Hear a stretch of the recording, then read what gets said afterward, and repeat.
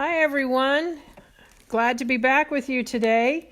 Today I'm going to be showing you the Janome set of templates, and some of you may have been on the live on Janome's page just about 45 minutes to an hour ago with me. And so if you are joining us from that and you've never joined us before on the Sew Steady page, welcome. And we are going to be going through the different templates that are in the Janome set.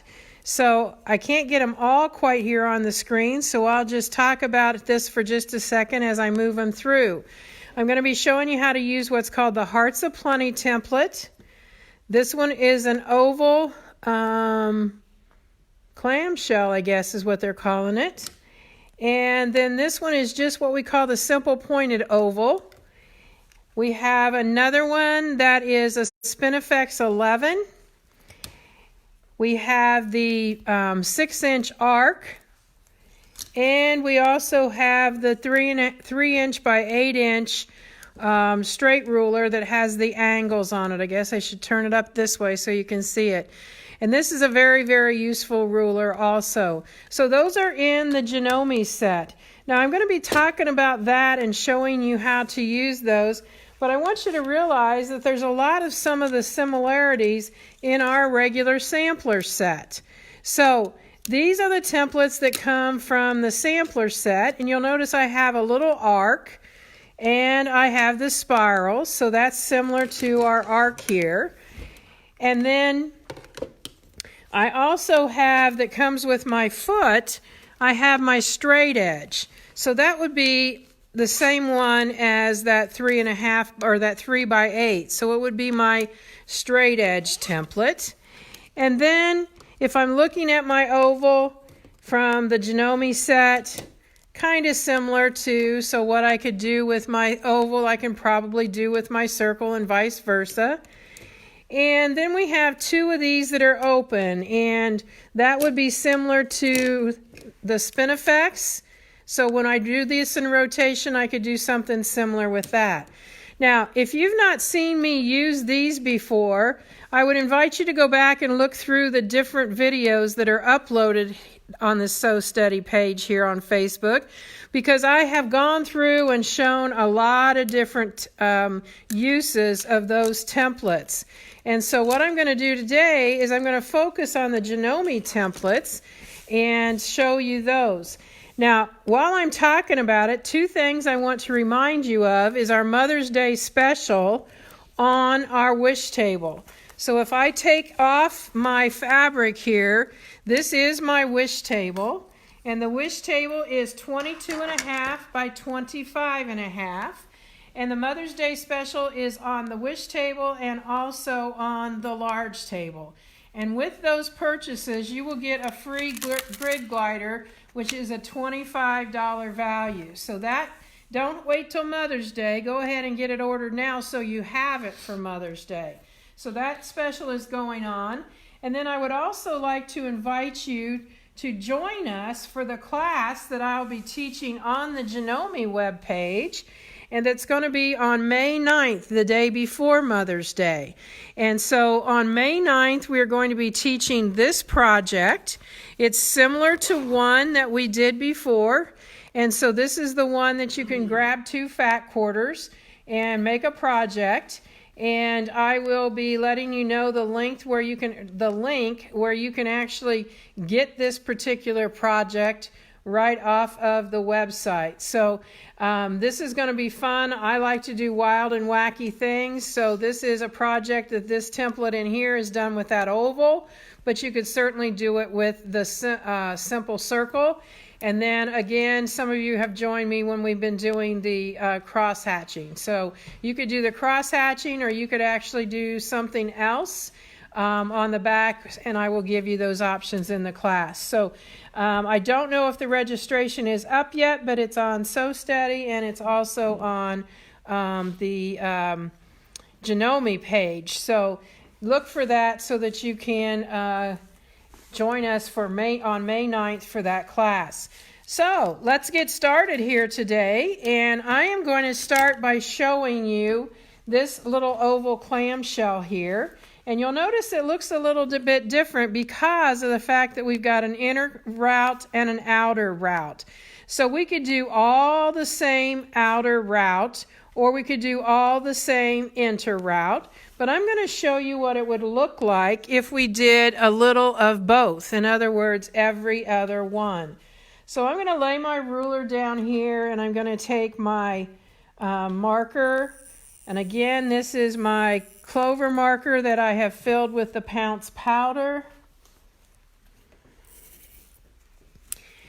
And it doesn't really matter which end we start on. For those of you that have not been with us before, you can go back to the video that I did. Was one of the very first ones that was Let's Get Started. And I talk about how to set up your machines and all of that kind of thing. So I'm going to go ahead and lower my foot here, and I have my line right here that I'm placing on this line, and that's going to keep me in line all the way through. So what I'm going to do is I'm going to put needle down, needle up, and then my foot up, and then I'm going to come underneath here. Now I need to get my tweezers, and I'm going to pull my template back so I can get under there and get my thread.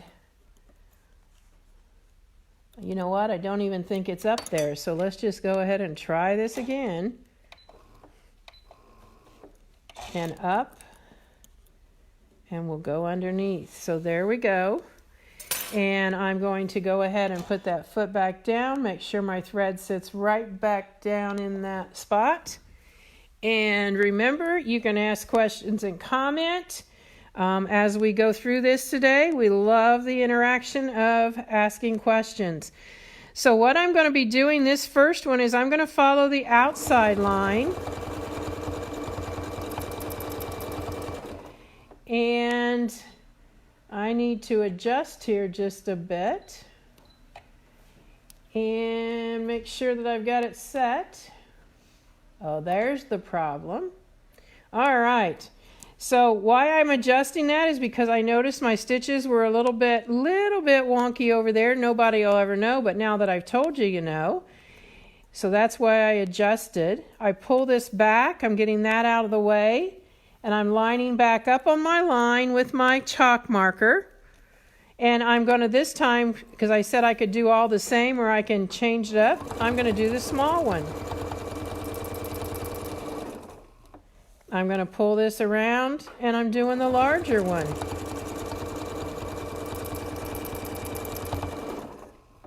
I'm going to pull it through, and this time the small one. Uh-oh. I guess I just made a new pattern, which is okay. If I didn't want that, I would not want to leave it like that.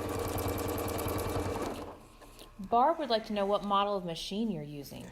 This is a Janome M7, the Continental, and that's what I was talking about today on the Facebook Live that we did with Janome, and it has a very large open space, making it really easy, nice and flat.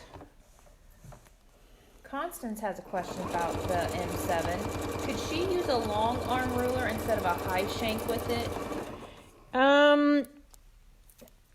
Yeah, I think you could get by because there is enough space when I turn this. There's a little bit of space left. It would be a little bit close, but I think you could get by with that. So since I've got this a little bit wonky pattern going on, I'll keep the wonky pattern going on. But you can see how easy it is to do that little template. So I'm going to pull this back. We do have the thing that's nice, especially since you ask about the extra templates, we do have extra lift. So if you go to the back and use the presser bar lift, you can lift that up to get that out real easily. So there is just doing, I started out with one, then I did a small one, then I did two big, one small, one big, one. So I just kind of went across there with a kind of a little random pattern. Now I am going to show you what this looks like if you do both of them, because that could be an option. I'm not sure, you know, whether you would like it that way or not, but we'll just show you what you can do. So I'm going to do the outside first, and then I'm going to do the inside. And I'm just going to go ahead and cut that so that you can see what that looks like. The only thing with this is if you do this pattern, it looks like I actually framed my thread. If you do that pattern, you're not in the place to continue on. You could come over here and come back, but then you would still be in this spot. But I can see some uses for this. So, you know, if you wanted to do it so you did the outside and then the inside, you could do that. Now, I don't think I brought over here, but Megan, no, right over there, there is one that I did this pattern on. I want to show them. Oh, never mind. I did bring it over. Sorry about that. Sent her on a goose chase. So I measured this, and this would fit perfect in a 4-inch border, and you could do it just like that. So you're taking your opposites there and filling that in. So if this is put into like a 4-inch border, that's what your border would look like. I think that's really a cute border. A lot of uses for that. So that is the one that is with, again, the Janome set. And what machines does the Janome set work with? We've got lots of questions on different machines, wanting to know what they work with. The Janome set is a high shank set of templates, so any machine that uses that, you would just need to contact a Janome dealer, and if you go onto Janome's Facebook page, there's a list there. It says find a retailer near you, and I always promote that you will support your local quilt stores. And even though some of them might not be in the store, actually like the door open and letting you in, most everybody is working behind the scenes with online orders and call-in orders and curbside pickup and all of that. So I would encourage you that you can contact them that way. Now, I'm not sure if Stacy is on the live today, but Stacy, is this made in low shank? I don't know about that for certain, but I know that the set that I have of templates are high shank. So maybe Stacy can answer that. She is on. Okay, great. So the next template that I'm going to show you is that simple oval. And this is what it looks like. It has a gate if I need to get out of there, but I really don't. So I'm going to get my crosshair square again. And the one that comes with the Janome set is an 8 point. And so what I'm going to be doing is I'm going to do 8 points right here with that crosshair square. If this is a reflection, this is just my name label. That's all that is there. You don't have that on yours, but I try to put a label on mine so that... Debbie does want to know how you secure a stitch. You're going to show that later, correct? I will do that right now in this design. So it won't be right this minute, but it'll be in this design. So I'm going to go ahead and I'm going to set the foot down, or set the needle down, and I'm going to bring the needle back up. I'm going to pull the, I'm going to pull the thread up. And that one is going to be, I just went right underneath there. And so now I'm going to set my template underneath. And I am going to make sure my foot is down in the back since I used that extra lift. And now I'm going to put that foot back down and put my needle in place. And then, as most of you know, I have my machine set for a medium speed. I've got my foot pedal turned to the back so the high side is closest to me, and I'm just going to floor it. So what I'm going to do here is I'm going to take this around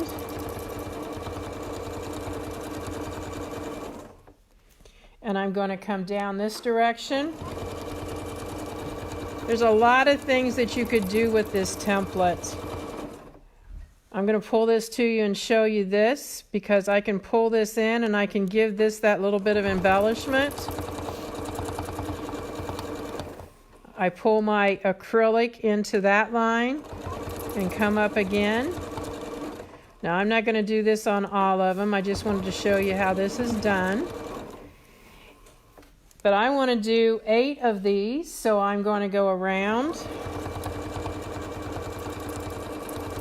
Those that joined me earlier, this is a repeat of that design that I did.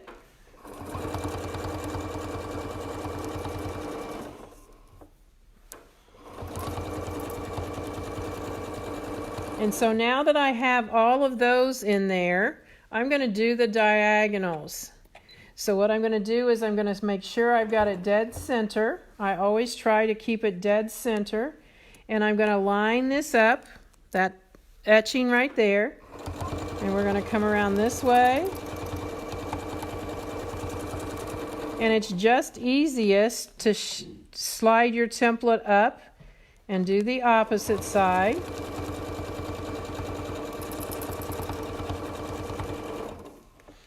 And then I'm going to go around this direction, keeping that thread out of the way. A lot of times I secure that before I even start.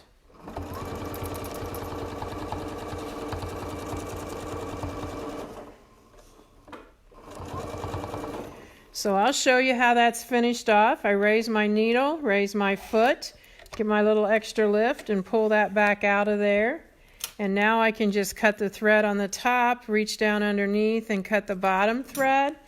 And I'm actually going to take these threads to the back, and this is with my cinch needle. And so I'm going to pull those threads into that. I'm going to go right down the center. And that's the main reason that I use the big needle in the cinch package, because it's going to just penetrate through there very easily. Now when I'm on the other side, you might not be able to see it as well, but what I'm going to do is I'm going to go ahead and make a loop, and that pulled my threads through there, except for we got one straggler here.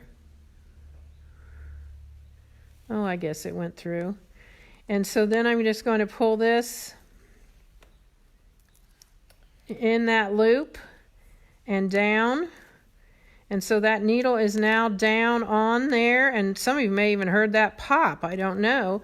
So the knot is down there, and then all I'm going to do is put these threads in that side threading needle there. My knot's clear out here, but that won't matter at all. It's actually better, because what I'm going to do is I'm going to bury it in between the layers of the batting. I'm going to pull this through, and even though the knot's right there, I'm going to take care of these tails so we can show you that now all I have to do is pull that, and that knot pops right in between the fabric, so I don't have anything sticking up on the back of my fabric. I just hate it when your knot's still popped up on the back of the fabric there. So that's our cinch needles. They're called SENCH, and that's the company, and they're called cinch side threading needles. So what I'm going to do now is I'm going to show you how I did this. So this is the same design from before, except it doesn't have that little bit in there. And what I did was I took my spacing gauge and I measured out 1 inch and made a mark on all 8 of the lines. So we'll finish off what we started before. And while you're doing that, Lillian had a question. Is it better to keep the threads on top of the template or underneath when you start? If I can control them underneath, I like them underneath. But sometimes, like in this design, I had to keep kind of pulling them out of the way, so I left them on top. So that's a great question, because sometimes it is easier one way than the other, and I've kind of learned when that, difference is. So I'm just going to pick a point here. I'm going to put the foot down and come right into that point, and where that sinks right into that crosshair there is where I'm putting that.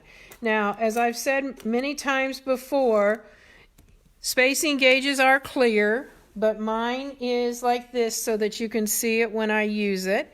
And now what I'm going to use is the template from Janome that's an arc. Now, Sew Steady has tons of arcs. I mean tons. I've got a whole folder over here of probably 8 different arcs. So there's a lot of different arcs that you can use. This one, when I make this from the outer side, I like to just make sure that this center that's going down there is kind of between my 2 spots. It doesn't really matter, even if it's over like that, it's going to be the same. But I just kind of like to have it that way because I know when I'm holding it, it's a little easier. So what I'm going to do is I am going to put my edge of my 1/4 inch mark for my spacing gauge. It's going to line up right like that. I set that down and I pull my template up to it so it's touching the foot down here and my spacing gauge down here. So I can sew to the next dot. And I'm going to stop there, and I'm going to do the same thing again. And I'm going to sew to the next spot. Rotate and stitch.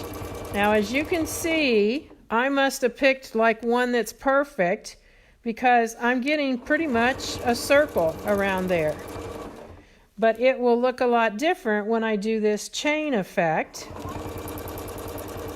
So now what I'm going to do, I could either rotate everything around because I'm better when my template's in my left hand, or I can simply turn it around because the inside arc is the same.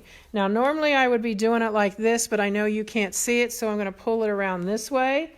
And this time I can't really put my line, or my spacing gauge right on the line. I kind of have to turn it a little bit this direction because I want the flat side of this to be against the flat side of my template. So you can see there's kind of a little difference there, and every time that's what it's going to look like. So now I'm going to follow the inside back to that spot. Those of you that watched me do template quilting, this is kind of what we did with a different template, but to get the same kind of effect. So this is what we are going to be using to create this little design around the outside. Now, if you're going to join us for that class and you get your templates, you could even be practicing this because this is the design that we're going to do on the front of our little template pouch. Because as I said, I've got quite a few of these, and it just makes it really easy. So you can see here the design completed on our actual fabric, and then here on my sample piece. Now I don't want to just cut this. I want to show you how I secure my thread. No, I've already done that. Okay, I will just go ahead and cut this. You could embellish this even more. You could put things out on the end of this, so much more you could do with it. But I have some other templates that I want to share with you. So I'm going to move this over and lay that aside. And I'm going to show you this one that's called Hearts of Plenty. It's part of the London collection, but it comes with your Janome set. And this one, I hope I'm showing you the right way. It's the way I use it, and it works. So my assumption is it's the correct way to use it. But I can tell you, if someone else has a different way, I'll be more than happy to know what that is, because it was a little different than one of the other ones that I had that looked to be from the same sort of, let's just say, family. So what I'm going to be doing here is, you can tell that there's little hooks here, so I stop. I don't sew around this outside, but I'm lining up this line and this line right there. And so we're going to pretend that this was, let's say it's a seam that makes this side down here my border, or maybe a border, or maybe this is actually the quilt part and we're doing this in the border. There's all different ways you can look at it, but this is a seam of some kind, or it's a line that I'm following. So I'm going to go ahead and set my foot down, come right down here, put my needle down, my needle up, my foot up, and pull up that thread. Now, if you've never seen me do this, let me pull the template out of the way. I'm actually just taking this and flossing underneath there, and that pulls up that thread so that I can pull it out. If not, you're going to get your tweezers. Foot back down, needle down, and I'm starting on this side, lined up, and I'm going to stitch this side of the heart. I'm going to move this over. And like I said, if this isn't the way this is actually supposed to be done, this is a way that works. Now I could just do one heart like this, and you can see this is kind of a folk art looking heart. It's a skinny and tall one. And I could do the same thing over here, so I could have these going around in a circle, all from this same point. But what I'm going to do is I'm going to leave this setting, it was here. I'm going to move it over to here, and I'm going to just stitch on my line.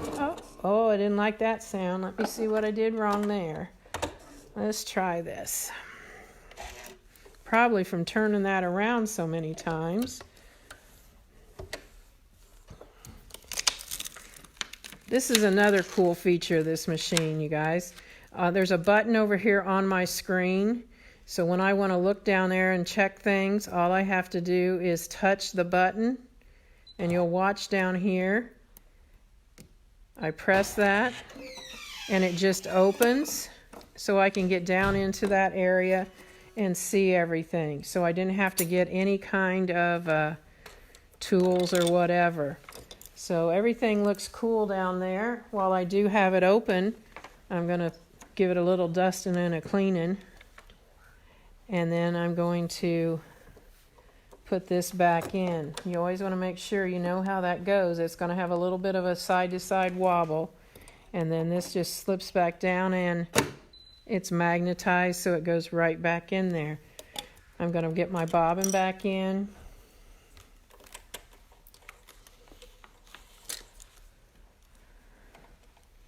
While you're working on that, we've had a question. Are the templates a 1/4 of an inch thick? These are high shank templates. The long arm templates are that thickness. I'd have to get out my chart to know exactly what the measurement was.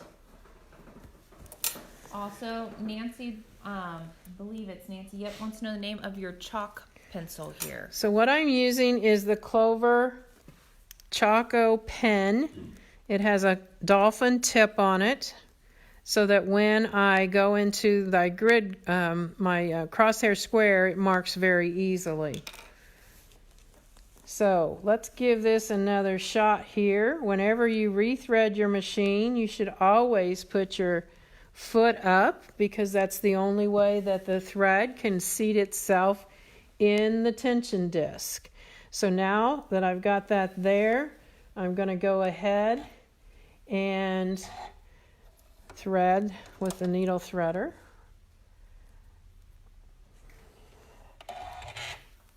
I always start with my thread underneath my foot. Try to have those good habits.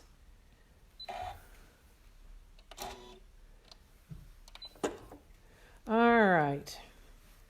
Hopefully we're ready to go again.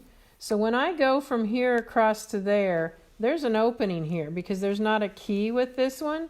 So you don't really want to depend on the template. You just want to watch the line. And I'm going to move it again, and I'm going to go again. And that would be in the ditch. And so then when I do this particular this heart, it's going to come back and line up right beside the other one. I move this over,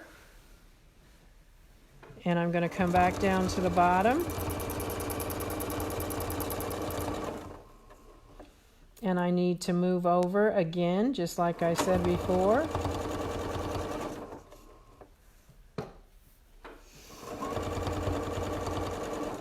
And then I'm going to move and stitch.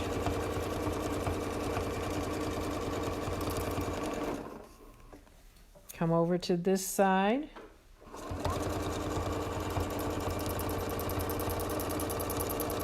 And so you can see how you could do a border of hearts where you weren't stopping and starting all the time. Put it in maybe that way and you can see it. And of course this template could be done so it rotated around so that you would have these hearts coming from around there.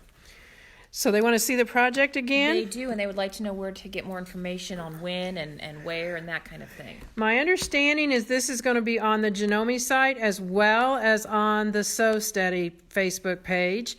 And there's a full handout that tells where you can get the kit, or if you want to assemble it yourself, those items are on there.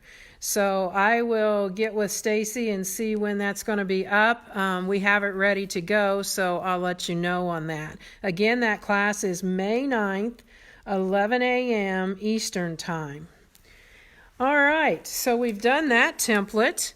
And what I'm going to do is show you another one that I'm just loving. And whenever I do these Facebook Lives, I usually play around with my templates for a couple of hours, either the night before or sometime during the day before we do this. And this is one I was having a really good time with, and I knew I wouldn't have time to show you everything, so I went ahead and stitched some of it so that I can show you finished ideas. Don't you let them see it yet. Keep that hidden. I don't want them to see that beautiful thing yet. All right, so here's what we're going to do with this template. We can either use it at this end with that end being wide, or we could use it this way. We could intersperse it so we could have the northeast, south, and west being the point, and then the other ones being the wider end. Now, for obvious reasons, this template has a name called Spinifex 11. I call it the light bulb because that's what it looks like to me. So we're going to get our thread up here, and we're going to pull this out. And I'm going to set this back down. And this time what I'm going to do is I'm going to put it so that the wider section is out. And for those of you, again, that have seen me do template quilting, this is a great template to do the template quilting with. It really has some pretty overlaps that allow you to cut out spaces. Now, like I was saying, we could do 4 this way and then switch the other direction.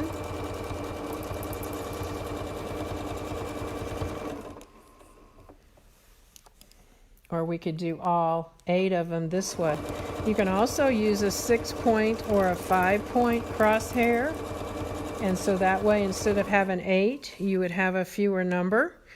And I'm going to go ahead and stay with this direction, so that you can have something to compare with the one I'm going to show you. So I'm just going to go ahead and line those up each time. And here's where the fun comes in. If you were doing this with your template quilting, these little spots that you see like right there, even though they're very, very small, when you're using the right supplies, you can cut those out. So you've got these you could cut out, you got those you can cut out. And for those of you that don't know what I'm talking about with template quilting, I got a couple hanging right behind me here that I will show you. Again, I'm just going to go ahead and cut this thread. So lifting up, and you can see how pretty that design is there. Now that's a little bit larger than this one. I think this from side to side is 5.5.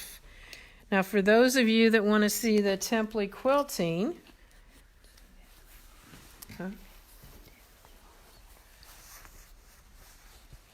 this is one This is what we did in our class a couple weeks ago, and you can find that on here. Actually, it's on the university now. You can go to the university. It is still a free class.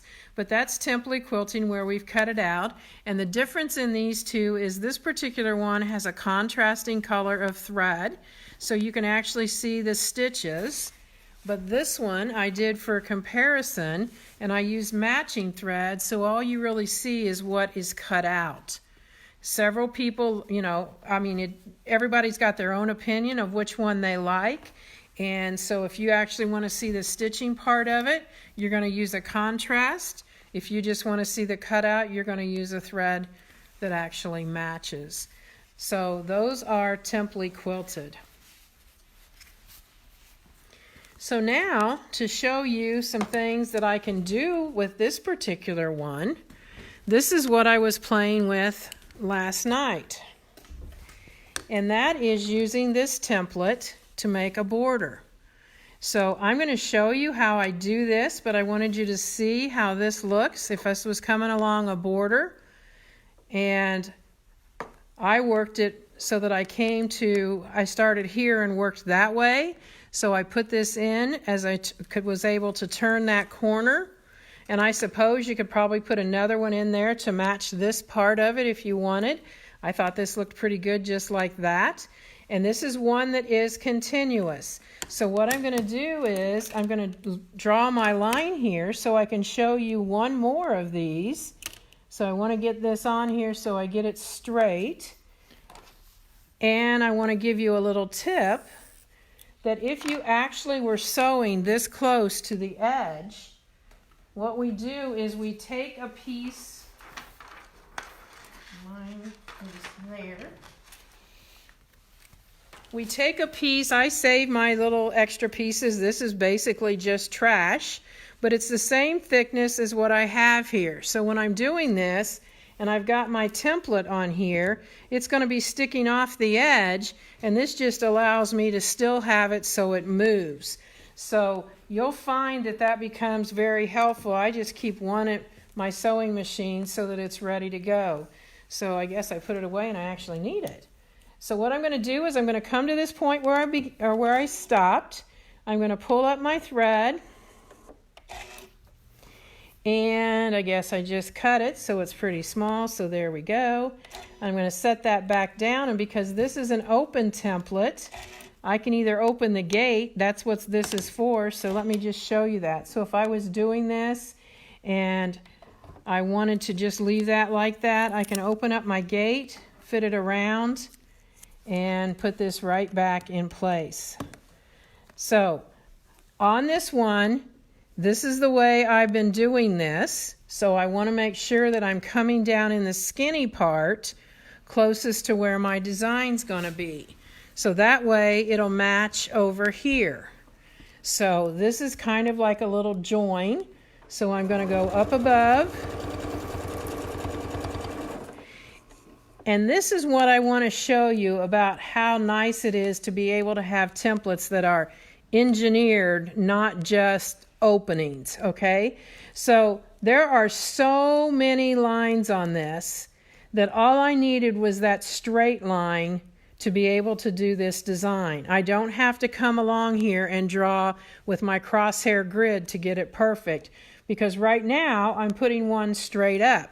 So I've got lines across there, and all I need to do is go around.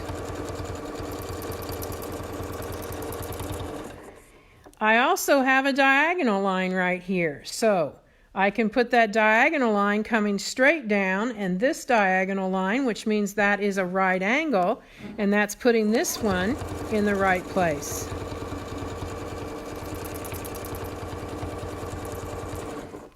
I'm just going to shift that so it's to the other side the same way, and do that one.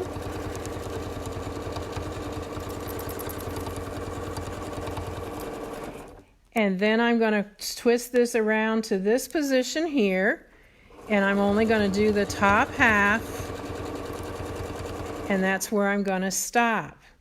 Now, to actually finish that so I could show you a corner, I would have to have that much more fabric. So I really can't show you that, but this is the way I would be doing it. I would be coming around, and then I would come down to here, and then I would do one at the diagonal like that. So this corner right here has a unit, and then it has an extra join piece, and then that little light bulb shape. So that's how easy it is to do a border. And obviously this is not labeled as any kind of a border template, but it works really well for that. Amanda wants to know, how hard is this to do on a large quilt? It's kind of like riding a bike. You didn't jump right on a 26-inch bike that had 12 speeds or 26 or whatever they have. You want to get real comfortable with your templates on smaller pieces. Now, when I say smaller pieces, I'm not talking about they have to stay the size of a fat quarter. You could do a bed runner that was like 26 inches wide by whatever, 5 feet, 6 feet, or something like that. But once you get comfortable, it's really easy. And I would encourage you to go to Sew Steady's website and look at their catalog and put in their weightless quilter, because they have what's called a weightless quilter, and it was actually designed for people who were doing embroidery inside of their quilts. And so if you can imagine having a queen size quilt, and those of you that embroidery know your embroidery arm, it gets weighted down. So that's why those weightless quilters were developed. And it's a very quick to assemble, no tools needed, apparatus that stores very easily if you don't want it out. But it's like having 3 of your best quilting friends over to hold the weight up so that you're down in like a hammock right down here, able to move your quilt. So there are tethers that stick up, and then they have clamps on the end that you can just keep moving until your quilt is through. And trust me, I have seen it, I have used it.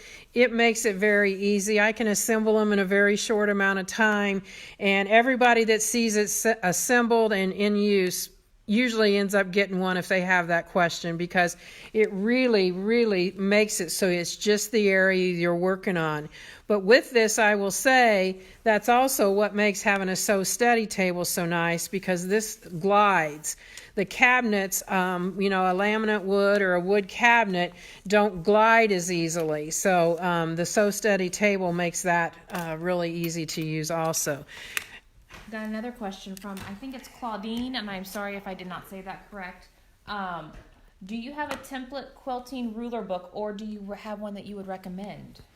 Well, we always recommend that everybody pretty much gets the most out of starting with our one that's called The First Stitch to the Last by Janet Collins.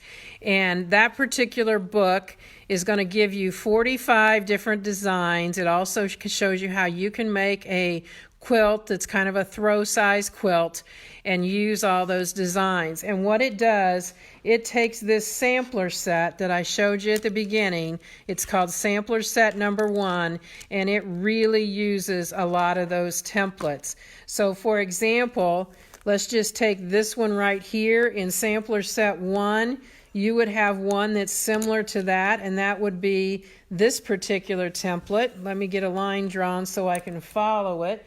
I believe that book is right over there in my project bag. Those of you that are not aware, Sew Steady sells bags for the tables, and their small one is called the Versa bag, and I actually use it as a project bag, and it's perfect for that, and that's where I usually have my book stored. We'll see about that today. I've been off of the road too long, so things are getting in different locations. All right, so I'm going to go ahead and show you. This is from the sampler set. This is a low shank template, but I can use it on a high shank machine because it'll fit right around there. I'm going to come in, I'm going to pull up my thread. She says it's not there, so I apologize, but it does come in what's called the ruler work kit. If you get that, you're going to get the foot, you're going to get the 12-inch arc, you're going to get sampler set 1, stable tape, spacing gauge. I think I've named everything, but you're also going to get education in there. And so Janet Collins' book is in there, and I think there's a free pattern in it also. So you can see what I'm doing here.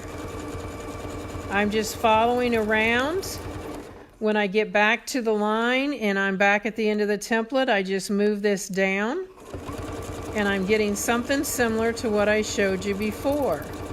And so what I'm going to do is I'm going to stop on the top of this one, because when I stop on the top, I'm going to be able to move up, because I can show you how we can not only use this as a border, but as an overall pattern.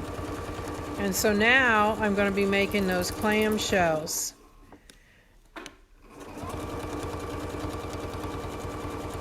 And again, you hear the speed of my machine. It's pretty much consistent all the time because of the fact that I'm flooring it with it set to a medium speed, which allows me to control the movement with my hands. You see, I couldn't deal with all of that, trying to figure out how hard to press on the pedal and how to move my hands. I want to move up. So I'm just going to simply move that up, and that line that I had on the original line down here is now right across. You can see there's a difference in there from where my needle's going to land to where my foot is going to touch. Do these templates work with the Bernina ruler foot? Yes, the Bernina 72 foot. And if the 72 doesn't fit your Bernina, you can use our low shank foot and the Bernina 77 shank adapter.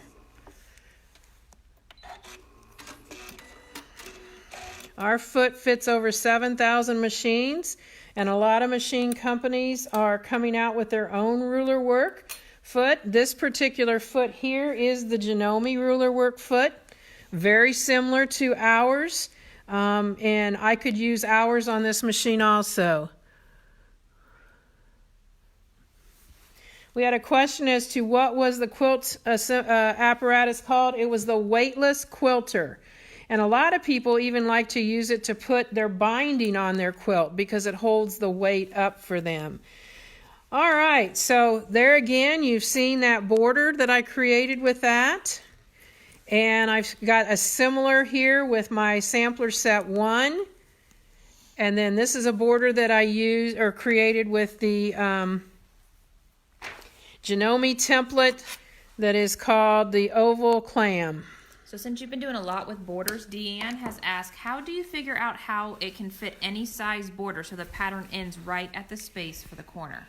That is a very good question, and it does have an answer. It gets a little mathy, and so that scares people away. So I'm going to try and say it in a very simple way. And that is, for example, in this case right here, I would measure from here to here to see how far that was. And might as well just get it, and that's why I have my centering ruler. This ruler is actually designed for working with borders. At this point, I just need to know, and that's 5.5 inches, which is right because that's a 5.5 inch template. So I could take my border and I could, so let's say your border is, I don't know, let's say 36 inches.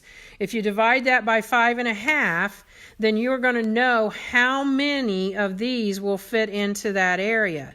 But you need to remember, this is an additional 2.5 and an additional 2.5 on your opposite end. So if you need to make some adjustments, you're probably going to be making some adjustments here. Now, you don't always have to have this border so that it connects from one side to the other. This may even be a cornerstone here. So if you need to stretch this out, let's say for example let's say you had an extra inch, so you needed to stretch out a 1/2 inch on each end. You can take that template, and when you're at the high, I'll just put it over here so I can show you. When you're at the high part, I think I was going this way, foot down. When I come to this point right here, I could actually move it back a little bit so that I'm going to add a little bit more. and no one really notices that I've put almost a 1/2 inch in there just by stopping at a point where I could extend that over. Now, could I right here? Absolutely. All I got to do is take this and stitch on into there. So with that, that's how easy it is to manipulate and work with it. But like I said, there's a little bit of math, and yes, you can configure that. And soon I will have up on the website a borders class that we will be actually working with measurements that could be a quilt, like a baby quilt that's like 36 by 42 or something like that, so that you can learn how this works. But normally from here to here is 2.5 inches, and I've now just made it 3 1/8 actually. So I've added on 5/8 of an inch. So it doesn't look any different to you probably than, well, I got to get over here where we got a full one right down here. It's just allowing you to extend that. So yes, you have to remember back in the day when they did quilts, they were making them to keep warm, and quilts were odd sizes. We've tried to make it a very geometric, math oriented, and yes, that's fine, but we're going to have to make sure that when we've got to design something like this, that we either pick the design according to how it works out, or we do some of the fudging and extending like we did over here to make that fit into that area. All right, I thought I had one more sample already made up. Maybe it's over, oh yeah, it's over here. But I stitched all over the place, so you guys, it's going to have a lot going on. I wanted you to see, and ignore the purple stitching, but this is what this one would look like if I did that all the way around, which you saw. But this is what it would look like if I did every other one with the point. So you can see I could even do this with that border. I could start here and come in, then do the point, then do the more rounded, the point, and then come back out this way. So there's a lot of different things that we can do with just that template. So any other questions that we've got? We do. Lillian would like to know, what would you do if your thread or bobbin breaks in the middle of your design? It happens all the time, and what you're going to do is going to find the most convenient place to take out the stitching to. In other words, you might have to rip out 5 inches, you might have to rip out only 2 inches, but you want to take it back to where you can easily join it, because you have to have enough to be able to tie your knot and get it so that it will join. Hopefully that helps, because that happens to me all the time, and it's going to happen to you too. And so you don't want to make it so it's ugly as far as a hassle. I didn't mean ugly as far as looks. I just meant as a hassle. BJ would like to know where to find previous days' videos. If you are on the Sew Steady Facebook page, there are a lot of them there. Some of them we have moved into the university, so there are already free classes in there. And we are working like crazy to get all of our classes and things up. So you should be able to find them there. Interestingly enough, where is my thumbtack? You would think I have all of this stuff here that I could be able to locate a thumbtack. I know there's one right over there in that drawer if you want to get. What I'm going to show you is going to look very similar to that design that I just did. But this is one that we do with, it's that white drawer right there on that, yes. There should be a thumbtack right in the front. This is the template that we can use to be very similar to that circular design. So this one is going to rotate on a thumbtack, so I'm going to take it through from the front right there in the center. And you're probably figuring out that it's not going to stay that way because we couldn't do anything. So I flip it to the back, and now I have my spot where I can now put that up from the bottom. And yes, there's no problem. My feed teeth are down. It's going to go right over that. It glides around. There's no issue with it. So this particular template I always like to give you a little tour of it. I've got lines on here because these are things, I've got arrows. Many of you have heard me talk about, these are called ruler stickers. I absolutely love them. But what I'm going to do is I'm going to take this spot right there that is a hole, and now I basically have spirograph for quilters. So what I'm going to be doing is I am going to line up this line here. I'm going to come into this A. And I'm going to stitch around and stop at B. And when I stop at B, we're going to pretend my finger is the needle. I'm going to rotate the template to the right, and you can see that line lining up right back there. And so when that happens, now B has become A, and around we go back to B. So we're going to do that all the way around. This is one of the first designs that we do in a lot of our classes, and people are usually just totally amazed that they can do this, because quite honestly, I'm just going to cut this thread out here. It is one of those things that when you're inside, you're just kind of trying to push to get outside. You don't want outside, but you want right up against your template.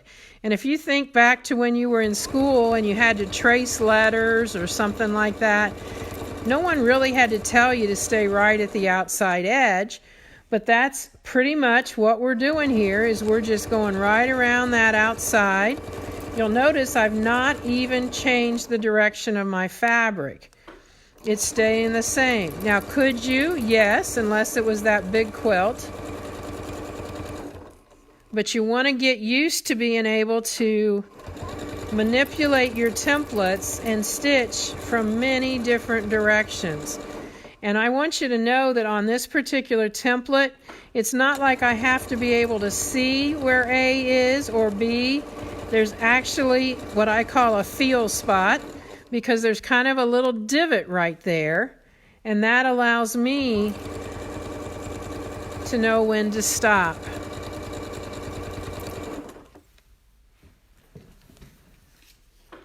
So I'm going to come around and I'm going to stop right back at that point. So I'm getting my samples here so I can show you. I'm going to go ahead and just cut this rather than taking the time to knot it off. But this is what that would look like. That design was pivoted around my thumbtack.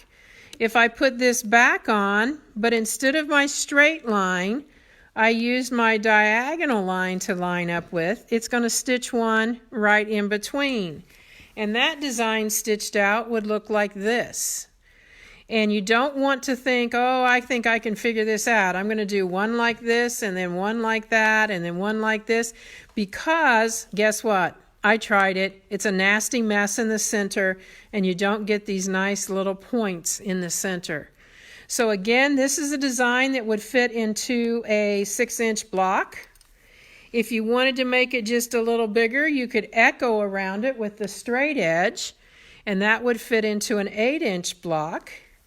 And if you wanted to echo around it quite a bit, I can't even get it all on the screen here, that's going to fit into a 12-inch block. So yes, you can build them out bigger. It's not hard to do either. And while I've got it here, I might as well show you. Oh, my camera was taking a little dance step. So this is the same template, but instead of having it out that direction, we had it so that we used the needle and our foot as our pivot point and went around that way. That's 8 rotations and that's 16 rotations. So you can see how versatile that is. I did this one time on a Christmas project, and rather than just doing 16, I did 32 of these with a metallic thread. Oh, was that ever pretty. So you can do a lot of different things. This is a border that I did with this particular template. And this is a ribbon border that I did with that template. It's kind of like what I did with the join on that other one. I'm just going to start and I'm going to go halfway around the template and keep moving it. And then I actually just moved the template over 1/4 inch and came back the other direction to get that ribbon look. So I play around a lot with my templates, and I'm real quickly going to show you how that works. And I just need my drawing pad, and I'm going to get my stitching line discs. While we're getting that, Pam had the idea, or had a question. How do you keep these all organized? What do you mean? Keep my bags organized? No, keep your templates organized. Oh, well, the ones I use the most, or I travel with, because obviously I have a whole, we have over 500 templates. I don't have 500, but So Steady does.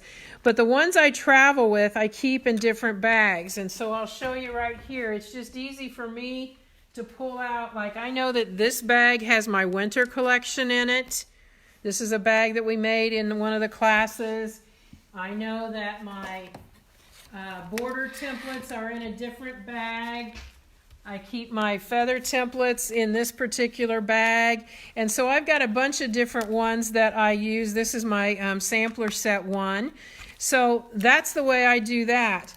But the other way that I store the most of them is and you've asked a great question, and this works the best for me. I have the milk crates like they have when you you use for like college and classes and going back to school and all of that kind of thing. And I have 3 of those milk crates, and I got the heavy duty hanging file folders, because those milk crates have an edge on them that holds file folders.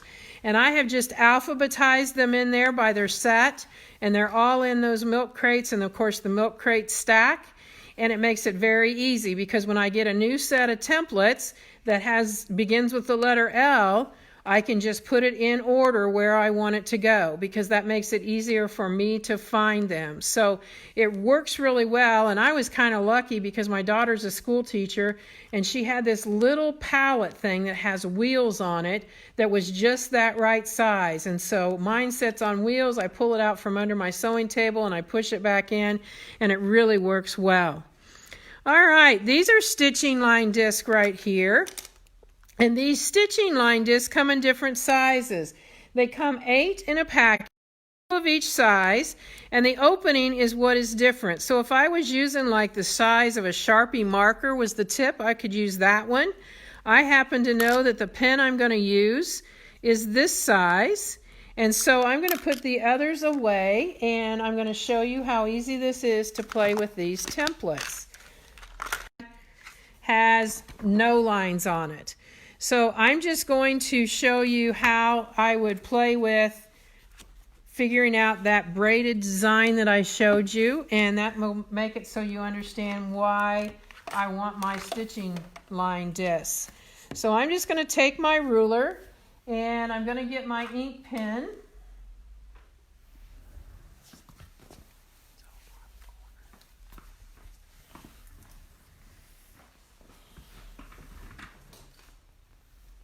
I like to use a special ink pen, one that you have to touch your touchpad on your iPad or your phone, or even sometimes your sewing machine, because it has that little styrofoam piece. And that way it's going to cling to that little stitching line disc. So am I in the screen here? Okay. So what I'm going to do is I'm going to take this template, and if you've been to any of my classes where we do drawing, this kind of sounds like we're in kindergarten, but hey, whatever it takes to make it work. And so what I'm going to consider this is a rocket. And we are going to be rocketing straight up that line. And that's the same way that you would be sewing. So what I'm going to do is, that's why this line right here is marked. I could go over and mark that one also. But what I'm going to be doing is I'm going to start right at that point. I'm going to go around. And when I get back here, I stop, and I'm going to slide my ruler, or I'm holding that in place just like it was my needle, and I'm sliding my template right up the line. I'm lining up down here, and I'm lining up there. And now I'm going to travel back around to where the line is, and then I'm going to go back to that same diagonal that's only on this side. So you can see how that's developing. So I leave it right there, which is what I would do if I was stitching it. I move that rocket right straight up that line, and I go again. And this is exactly the same way that I would stitch out this design. So that's how I decided, or I developed that particular design, was just to play right on the paper. Now what you can do is I can mark this like that's my start point. This side has actually got double stitching there, and it alternates each time. So when I come back to this, because I save all of these things, when I come back to this like 3 weeks from now or 3 months from now or whatever, I don't have to think, how did I do this? I know that that's where I started, and obviously it does not matter whether I went this way or I went this way. I stopped in the same spot, and then I'm going to figure out what I've done here because I know where my double stitching is. So that's a way that you can use that to draw. Mary wants to know what those little discs are called again. Stitching line discs. Those are stitching line discs. Now I'm going to go back to this oval that is from the other one, the Janome set. It would apply to the circle also, but I'm going to use it because I'm rotating back and forth between. So I'm going to show you how you could make a border with this template, because normally when you look at this, it's like, okay, that's where I have to stop. I need to be there to move on. Well, what we do is, because this is a template, we just go again because I just stitched over where I just was. I slide this up that line, and this time I'm going to put the double stitching on the opposite side because our eyes will like that better. So that's double stitched. This is double stitched. I put my pin back in there to hold it like my needle would, and this time I'm going this direction. So that's double stitched. So this time I'm going to just on purpose make a mistake so you can see how easy it is to correct. I'm going to go this way first when I should have gone the other way. All I have to do is, when I'm down here, reverse directions, and that's double stitched. So you can see how you could get a border going with a circle or an oval or a pointed oval like this is. Many of the templates will work that way. I can also use this. Boy, I'm getting into, you're going to say, man, I didn't know all of those things existed. But I can also use this and only go, let's say it's a border. I'm only drawing this way because I think it's easier for you to see. But I'm going to go that way. I'm going to move it up. And I'm going to go this way. And I'm going to move it up. And I'm going to go this direction.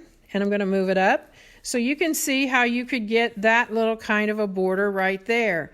That could also be fun, you know, if you had a boy's quilt and you were kind of looking for that dinosaur look, that kind of gives that little rigid look there. So I hope that has shown you how you can use the templates and how you can use your drawing tools to figure it out on paper.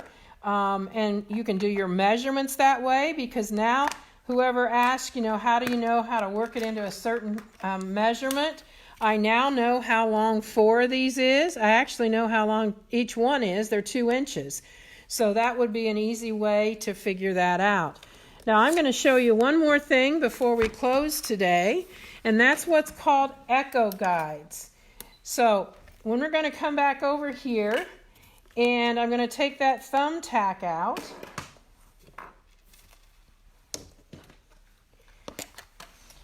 Peggy wants to know, she loves that drawing pad. Where can she find that? That is actually, that's a product of mine that's available on my website, and it's SewBizMarion.com. And it is really easy to use because of the fact that it's already 12 inches. That's the main reason I decided to market that, is because I couldn't always find 12-inch paper when I was working with my 12-inch blocks. So thank you for asking that question. All right. We're going to come back over here so that you can see what's going on. I'm not actually going to be sewing. Oh, yes, I am going to be sewing because I told you I was going to show you that's not a drawing feature. Echo guides are like new shoes for your foot. In other words, your sewing machine foot. Now, while you got those out, people have been asking about your little Tupperware containers here and where to find them. I'll tell you what, girls, as soon as I find this, I will let you know because I don't remember where I got it. Everybody's wanting them. They're great. They're easy to store all my stuff. I've got needles, feet, echo guides, stitching line disc, thumbtacks. Anyway, as soon as I figure it out, I will let you know because now that we're locked in, I can't go searching. So, but I'll let you know because they are great and it travels well. And so these are what are called echo guides, and these fit on the bottom of your feet. This foot, the westerly foot, obviously they fit on that one too. I know it fits on several of the brands of sewing machines. You just want to give it a try. There are a couple that their foot's a little smaller and it doesn't fit. But you want to be able to read the number, because this foot is 1/4 of an inch from the needle to the edge of the foot. When I add this, it goes to 1/2 inch. That's why it's 0.5. When I add this particular one, it goes to 3/4 of an inch and obviously 1 inch. So I'm going to put the one that's 0.5. Actually, first I'm going to do a design without it, and then I'll put it on there. So this particular design is Spinifex 4 from the Sampler Set 1. I'm not going to take the time to draw in the lines because you're going to be able to understand what I'm doing. So I'm just going to go ahead, and while we were talking and I was drawing, my machine went to sleep. So I'm going to come around here and I'm going to do the one this direction. And then, like I said, there's so many lines on here that I can still do this and get it all nice and straight without even having drawn my lines. And then what I'm going to do is I'm going to just go ahead and I'm going to cut that fabric. No, I'm not going to cut it. I'm cutting the thread. I'm lifting the foot, and I'm going to show you how I put on my echo guide.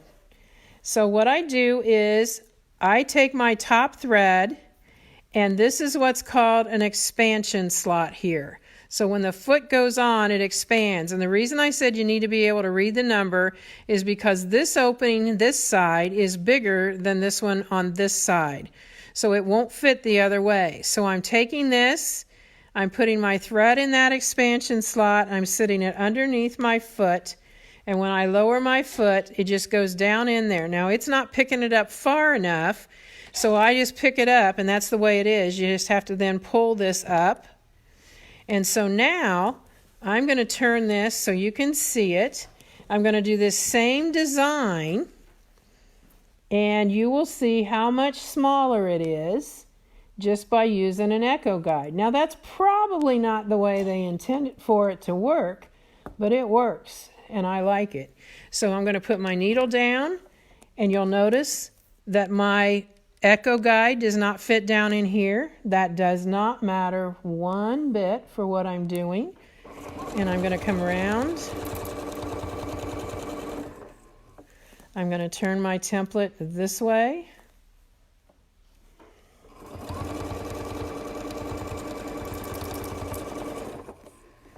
And just by putting on that echo guide, got to figure out which way this goes.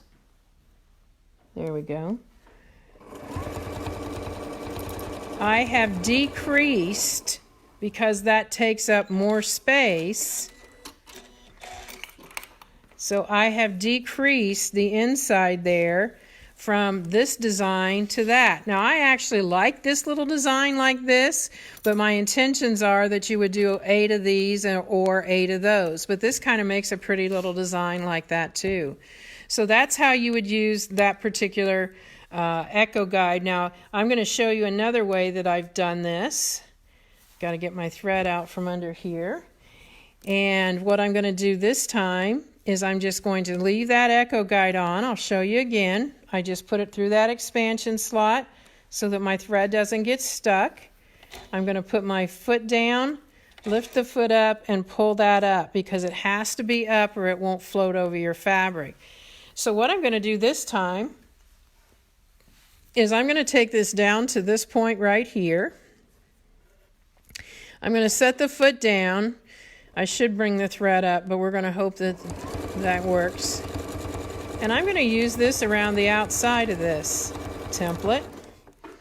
Any template that has the curves on the corner, you could go around the outside edge. Now, I could leave this and stop right here, and I could put one of the bigger ones on and get more frame, but what I'm going to do is I'm going to reposition mine so that I can overlap them.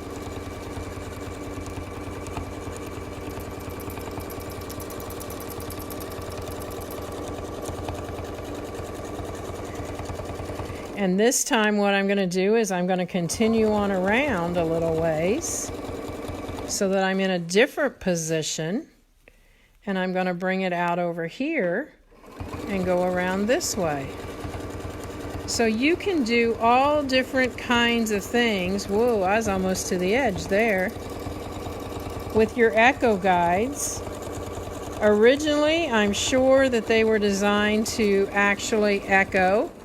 But in my case, I've used them a lot of different ways, and this is pretty much the way that I use the echo guides. And where can they find those?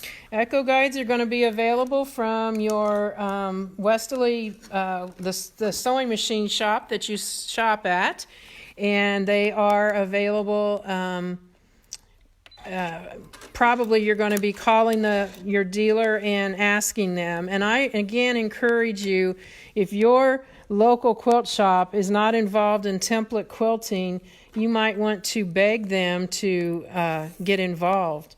I'm going to show you now, simply just because it makes it so easy. I'm just going to leave this on here because it won't matter, rather than taking it off and putting it on. But I'm going to come down here. I'll stay right on this line.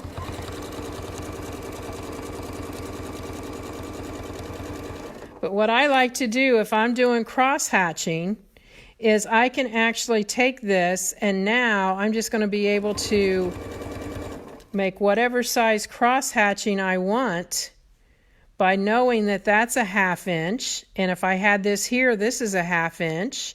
But if I wanted it for some reason 1 1/4 inch, I'm out in a margin right now, so we're going to pretend that I'm doing a piece of fabric that then I'm going to cut.